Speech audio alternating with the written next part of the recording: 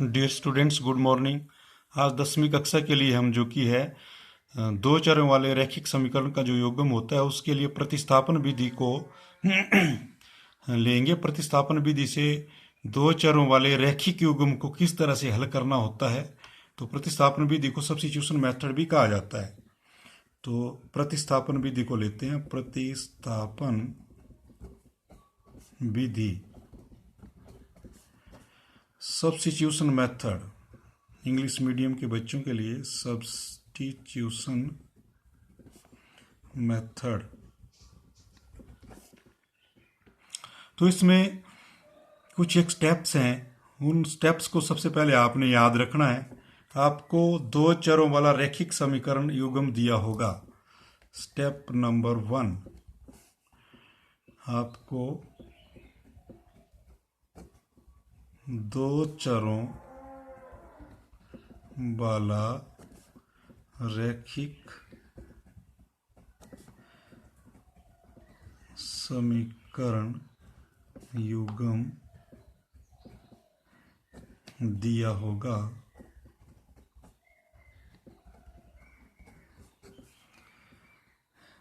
इनके नाम समीकरण 1 और समीकरण 2 दे देंगे आप।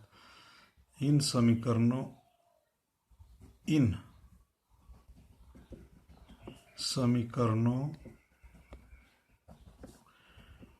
के नाम नंबर 1 और नंबर 2 देंगे। स्टेप नंबर 2, किसी भी समीकरण से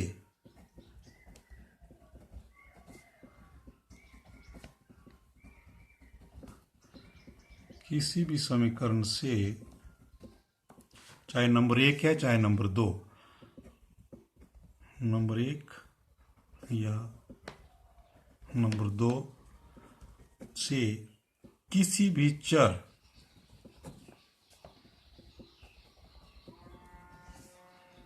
x या y का मान निकालेंगे।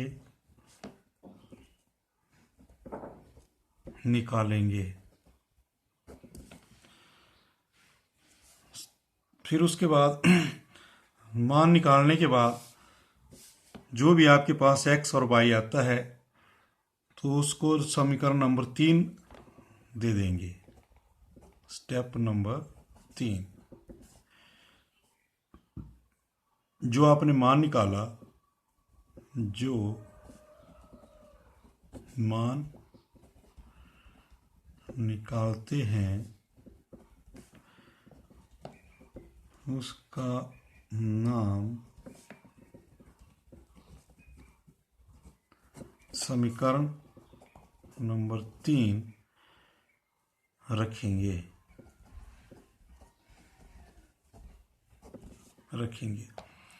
इसके बाद स्टेप नंबर 4, एक चर का मान आप यहां से निकाल लेंगे।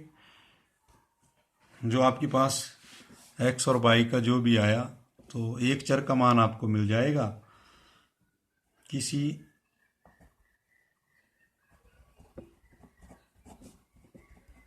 एक चर का मान जो निकाला उस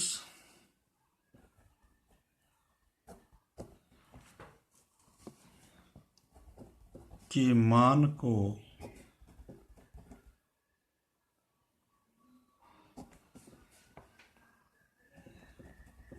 समीकरण नंबर 3 में भरेंगे। उसको समीकरण नंबर 3 में भरेंगे तो आपके पास इस तरह से दोनों चरों के मान आ जाएंगे।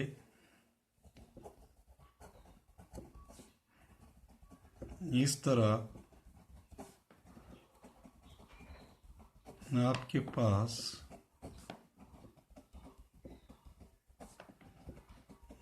दोनों चरों x तथा y के मान निकल जाएंगे।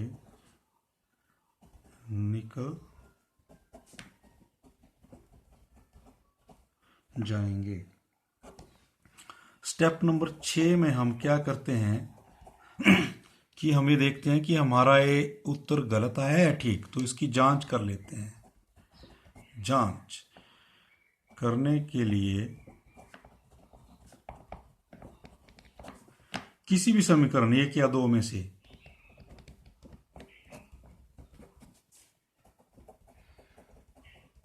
समीकरण 1 या 2 में से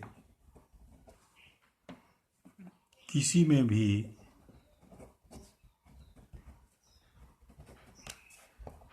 x और y का मान भरने से लेफ्ट हैंड साइड बराबर राइट हैंड साइड आनी चाहिए, तो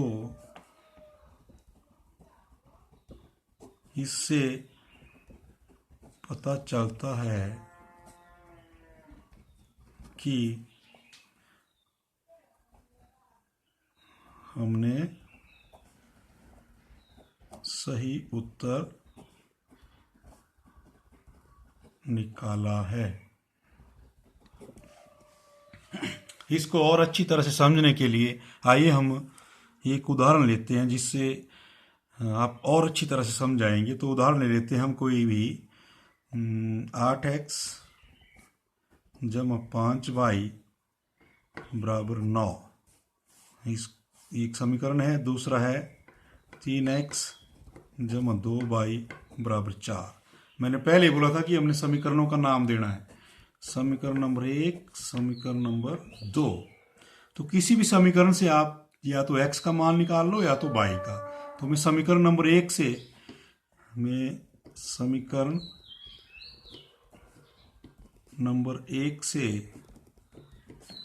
x का मान निकालने पर, तो x का मान निकाल लूंगा मैं समीकरण नंबर 1 से।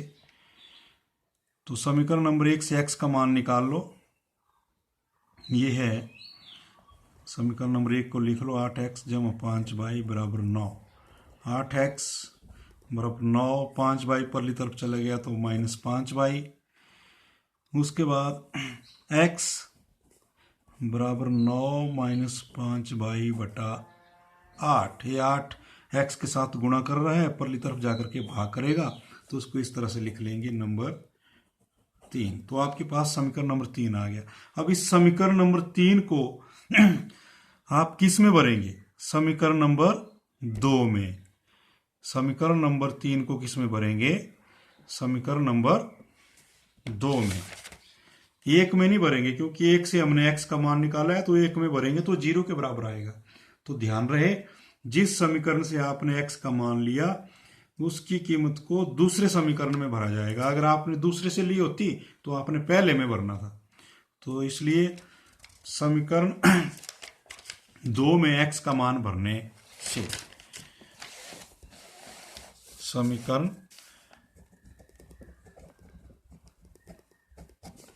2 में x का मान 3 से भरने पर, तो अब देखिए पीछे देखिए, आपके पास है समीकरण नंबर 2, उसको लिखो पहले 3x जमा 2y, 3x जमा 2y बराबर 4। अब इसमें भर दो x का मान जो आपके पास आया हुआ है 3। x का मान आपके पास आया हुआ है यहाँ 9 -5y बटा 8। ये है 9 -5y बटा 8 जमा 2y। बराबर 4। अब देखो हमें यहाँ भी y मिल गया, यहाँ भी y मिल गया। अब इसको हम हल करेंगे। तो हल करने के लिए इसके बटे में भी देखो यहाँ 8 है और जमा 2y बराबर 4। तो अब क्या करेंगे, y वाले एक तरफ ही रहने हैं, बाकी अंकों को परली तरफ ले जाएंगे। तो यहाँ 3 के बटे में 8 तो यहाँ लिख लेंगे। ये पूरे के बटे में 8 है तो ऊपर 3 है। तो इसको हल करने के लिए आप ये देखेंगे, इसको लिख लो 3/8। अंदर आ गया आपके पास 9 - 5y। ये 8 को मैंने बाहर ले लिया, अलग अलग गुणा कर देंगे हम, कोई फर्क नहीं पड़ेगा। तो 3/8 गुणा 9 माइनस 5y को भी 3/8 से गुणा करेंगे, जमा 2y बराबर 4। 9 × 3 = 27/8 माइनस 5 × 3 = 15y/8 जमा 2y बराबर 4। अब इन दो में देखिए बटे में यहाँ भी 8 है, यहाँ भी 8 है। तो यहाँ इसके बटे में कुछ नहीं है, इसके बटे में कुछ नहीं है, तो यहाँ इनका लघुत्तम क्या आ गया, 8 8 1। तो लघुत्तम ले लो, या तो y एक तरफ ही रहने दो और अंक परली तरफ ले जाओ, तब भी आपके पास आसानी हो जाएगी। -15y/8 जमा 2y/1 बराबर 4 माइनस 27/8।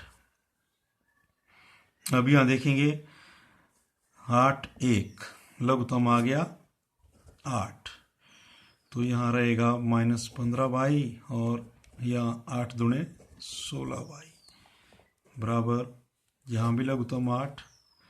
अब क्या हो गया, इसके बटे में 1 है तो 8 चौके 32 माइनस 27 बराबर का चिन्ह है। और इनके डिनोमिनेटर्स अगर आपस में बराबर हैं तो इनको यहीं काट दो, आसान हो जाएगा प्रश्न हल करने के लिए। तो आपके पास क्या आ गया, अब -15y जमा 16y 32 माइनस 27 तो 5। अब यहाँ देखिए माइनस का 15 और जमा का 16 है, तो आपके पास क्या रहा, y बराबर 5। तो ये y की कीमत आपके पास मिल गई। अब इस y का मान किस में भरना है आपने, समीकरण नंबर, y का मान समीकरण 3 में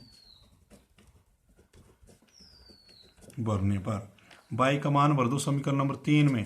तो समीकरण नंबर 3 आपके पास इधर आया था, x बराबर 9 - 5y/8। यह है आपके पास समीकरण नंबर 3। तो भर दो y की कीमत 5, x बराबर 9 - 5 गुणा 5/8। अब इसको हल करेंगे, तो मैं इस तरफ चले जाता हूँ पेज पर। x बराबर 9 - 5 5 25/8। x बराबर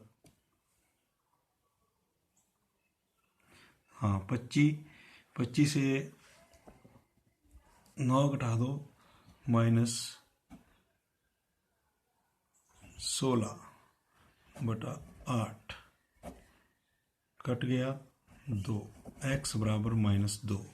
अब जांच कर लेते हैं हम। जांच करने के लिए आप किसी भी समीकरण में जो कि इसकी कीमत भर सकते हैं। तो जैसे मैं समीकरण नंबर 2 को ले लेता हूँ, 3x जमा 2y बराबर 4 था हमारे पास, तो भर दो यहाँ कीमत। आपके पास आ गया 3x की कीमत थी आपके पास 5 जमा 2y, 2 गुणा x की कीमत थी हमारे पास -2y है, ये गलत भर दिया हमने, इसको ठीक कर लेंगे। 3 गुणा x की कीमत है -2 जमा 2 गुणा y की कीमत हमने निकाली है 5 बराबर 4। तो -6 जमा 10 बराबर 4। -6 जमा 10 हो गया आपके पास जमा का 4 बराबर 4। Left hand side is equal to right hand side. अतः हमारा आंसर बिल्कुल सही है। तो यहाँ लिख लेंगे अतः x बराबर -2 y बराबर y बराबर 5। ये आपका आंसर है। ये जांच भी आपने कर ली। तो इस तरह से हम जांच करते हुए प्रश्न को हल कर सकते हैं। पीछे मैंने आपको यहाँ एक स्टेप यहाँ नहीं लिखा, तो इसको जैसे ही आप समीकरण 1 या 2 से कोई कीमत लेते हैं किसी भी चर की, तो आपके पास आ जाता है समीकरण नंबर 3। फिर समीकरण नंबर 3 की आप कीमत किस में भरेंगे, यही लिख लो।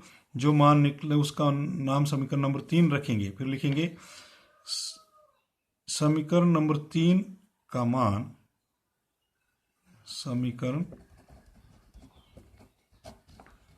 नंबर 3 का मान